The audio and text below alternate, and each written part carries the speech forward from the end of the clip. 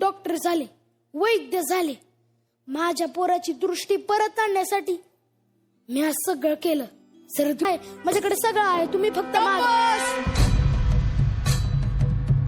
पोरा ये. देवा परमेश्वरा, सृष्टीला दृष्टी देणार चंद्र सूर्य बनवलंस. लेकरू डोळ्याविना तू बनवलेली सृष्टी बघू शकत नाही. आकाशातल्या चंद्र सूर्याला प्रकाश दिलास, याला बी दे.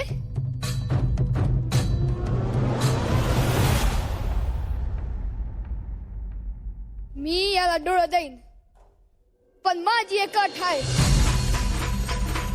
याला डोळं आलं की मला पकडून दाखवायचं. त्या झाडापातून पकडू शकला तर याच डोळं राहतील, नाहीतर यो पुन्हा आंधळा येईल.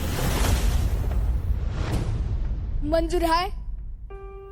माहिती नाही बाळू मामा, जमल का नाही? बाबा जमल, मला दृष्टी मिळेल. बाळू मामा मंजूर आहे.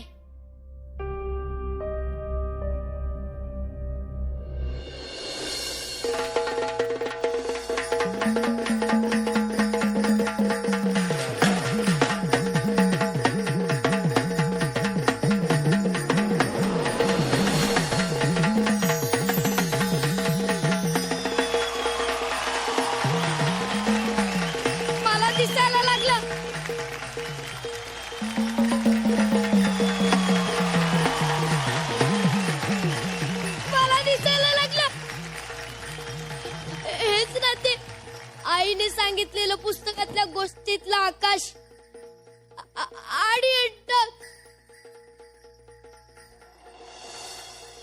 गवत, झाड. बाबा मला दिसायला लागला. आणि हे ते देव ज्याने तुला दृष्टी दिली. जा बाळा, पाया पड.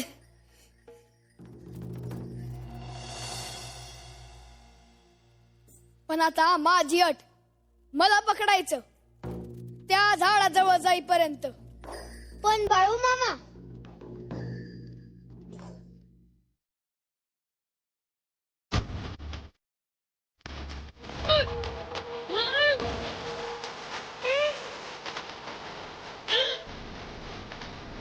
पकडू शकलास तर दृष्टी तुझी.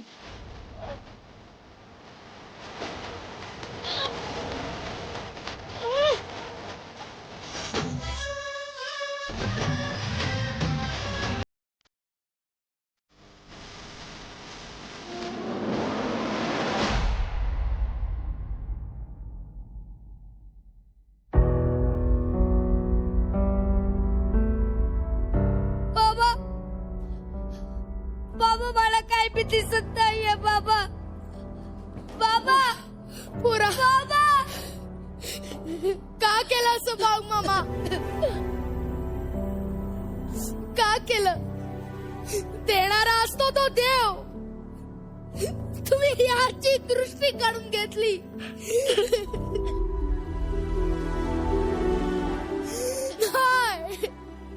नाही तुम्ही देव नाही. तुमचे एवढे चमत्कार पाहिले मी, पण हे काय हो? हा कुठला चमत्कार? चमत्कार माणसाचं डोळं उघडतं. माझ्यासोबत बी तेच झालं. देवानं आपल्याला डोळं चांगलं बघण्यासाठी आणि हात लोकांचं भलं करण्यासाठी दिला आहे. पण याचं डोळं उघडल्यावर यानं लोकांचं डोळं बंद केलं असतं. म्हणजे या पोराच्या हातून एक नाही 7 खून लिवले आहेत. याला दृष्टी न देण्यामागे देवाची लय मोठी दृष्टी आहे. वा, मी फक्त त्याच ऐकलं. तुम्हाला चमत्कार हवा होता, चमत्कार दाखवला आणि देवाची मर्जी राखली. मग त्याने बघायचं काय? डोळं बंद कर.